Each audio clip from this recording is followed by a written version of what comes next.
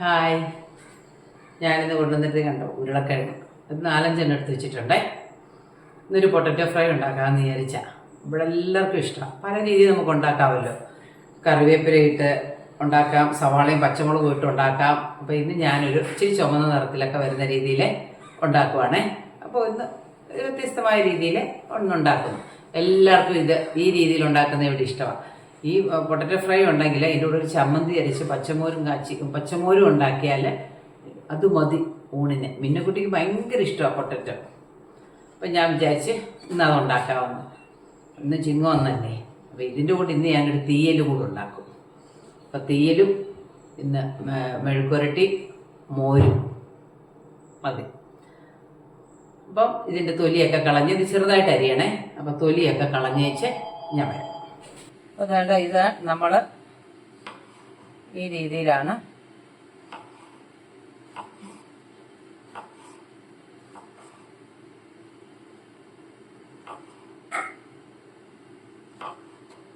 കട്ടി കുറച്ച് വേണം. നമുക്ക് നല്ലോണം മൊരിഞ്ഞ് കിട്ടും.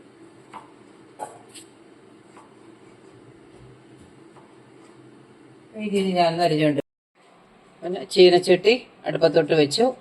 ഇനി അതിലേക്ക് കുറച്ച് വെളിച്ചെണ്ണ, ഏതെണ്ണ വേണമെങ്കിലും ഉപയോഗിക്കാം. അതിനിപ്പോൾ ഇവിടെ വെളിച്ചെണ്ണയാണ് ഉപയോഗിക്കുന്നത്.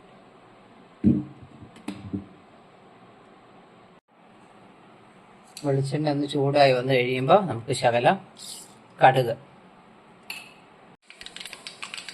കടുക് പൊട്ടി വന്നിട്ടുണ്ട്. ഇനി നമുക്കിതിലേക്ക് ശകലം പെരിഞ്ചീരകം ഇടണം. ജീരകവും പൊട്ടി വന്നിട്ടുണ്ടെങ്കിൽ നമുക്ക് പച്ചമുളക്, ഇതിലേക്കൊരു അല്പം മഞ്ഞൾപ്പൊടി,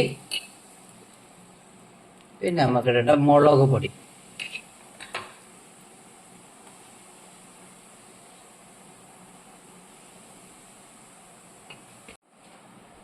നമുക്ക് അരിഞ്ഞു വെച്ചേക്കുന്ന ഉരുളക്കിഴങ്ങും കൂടെ ഇടും. ഉപ്പിടുക. നമുക്കൊന്ന് ഇളക്കാം.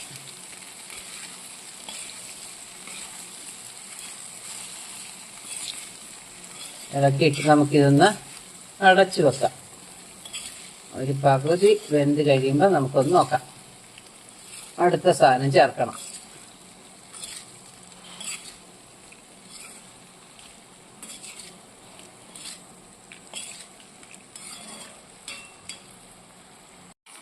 ഇത് പകുതി വെന്തിട്ടുണ്ട്. ഇനി ഞാനിതിലേക്ക് കുറച്ച് സവാള അരിഞ്ഞിടുക. ഈ സവാളയ്ക്കകത്ത് ഞാനൊരു അല്പം മഞ്ഞൾപ്പൊടിയും ഉപ്പും കൂടെ ചേർത്ത് ഒന്ന് പുരട്ടി വെച്ചാണ്. നമുക്കിത് ഇതിലേക്കിടാം.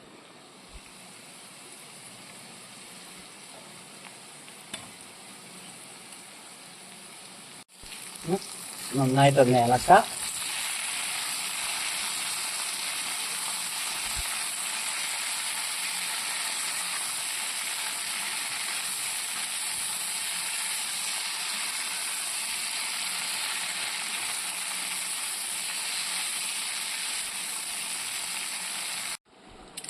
സവാളയൊക്കെ അരിഞ്ഞിട്ട് ആ പാത്രത്തിലോട്ട് തന്നെ ഞാനൊരു സ്വല്പം തേങ്ങ എടുത്തു. ആ ഒരു പാത്രത്തിൽ തന്നെ ആകുമ്പോൾ ഇച്ചിരി മഞ്ഞ കളറൊക്കെ ആ തേങ്ങയ്ക്കും കിട്ടിക്കോളുമല്ലോ. എന്നിട്ട് ഈ തേങ്ങ നമുക്കിതിലേക്ക് ഇടണം.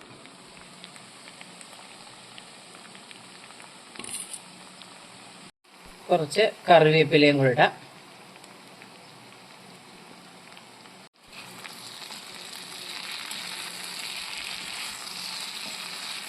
നന്നായിട്ടങ്ങ് ഇളക്കി ഒരു ചെറിയ രീതിയിലൊന്ന് മൊരാന്ന് വന്നു കഴിയുമ്പോൾ നമുക്കിതങ്ങ് ഓഫ് ചെയ്യാം.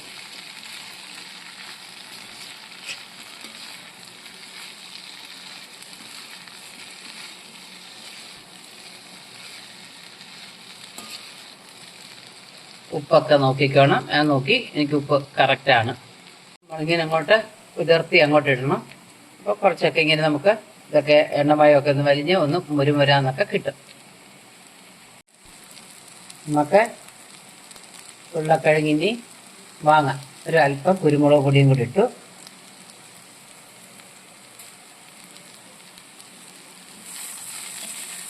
തീ അങ്ങ് ഓഫ് ചെയ്യാം. നല്ല അടിപൊളി കളറാണ്.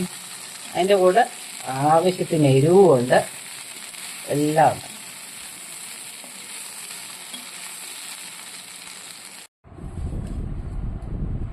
മെഴുക്കുരട്ടി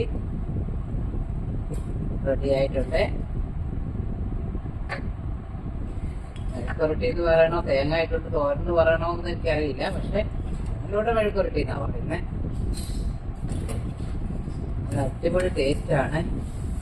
ഈ സവാളയൊക്കെ കഴിക്കാൻ നല്ല ടേസ്റ്റ്.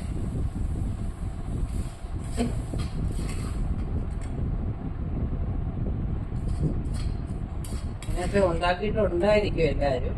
എന്നാലും എൻ്റെ വീഡിയോ കാണുകയും സബ്സ്ക്രൈബ് ചെയ്യുകയും ലൈക്ക് ചെയ്യുകയും കമൻറ്റ് ചെയ്യുകയും ഒക്കെ ചെയ്ത് തരണേ.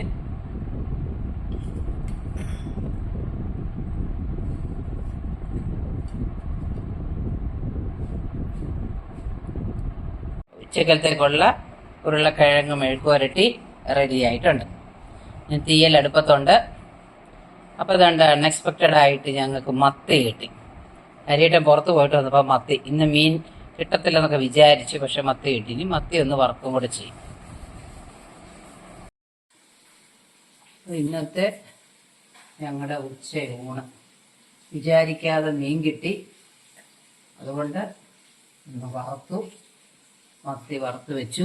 പിന്നെ പരിഞ്ഞിലുണ്ടായിരുന്നു. ആ പരിഞ്ഞിൽ ഞാൻ ഉള്ളിയും എല്ലാം കൂടി ഇട്ട് ജസ്റ്റ് വെറുതെ ഒന്ന് ഫ്രൈ ചെയ്തിട്ടെടുത്തു.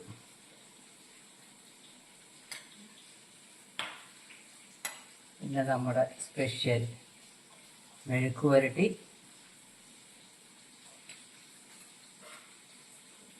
പിന്നെ തീയൽ.